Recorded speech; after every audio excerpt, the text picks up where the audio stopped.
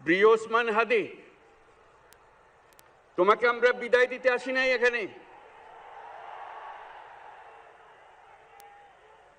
তুমি আমাদের বুকের ভেতরে আছো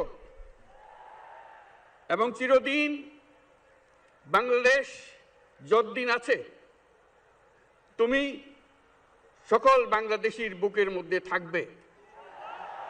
এটা কেউ সরাতে পারবে না।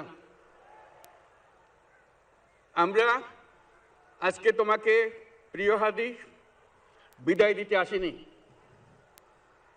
আমরা তোমার কাছে আমরা ওয়াদা করতে এসেছি, তুমি যা বলে গেছো সেটা যেন আমরা পূরণ করতে পারি। সেই ওয়াদা করার জন্য আমরা একত্র হয়েছি।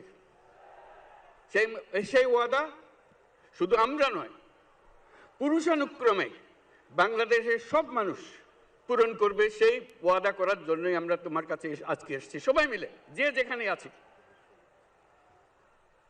আমরা তোমার যে মানব প্রেম, তোমার যে ভঙ্গি, মানুষের সঙ্গে উঠা বসা, তোমার যে রাজনৈতিক দৃষ্টিভঙ্গি, সবাই প্রশংসা করছে।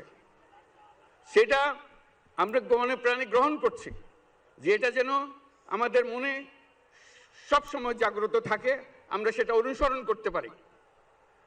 তুমি আমাদেরকে এমন এক মন্ত্র কানে দিয়ে গেছো, সেই মন্ত্র বাংলাদেশের কেউ কোনোদিন ভুলতে পারবে না এবং এই মন্ত্র চিরদিন আমাদের কানে বাঁচতে থাকবে।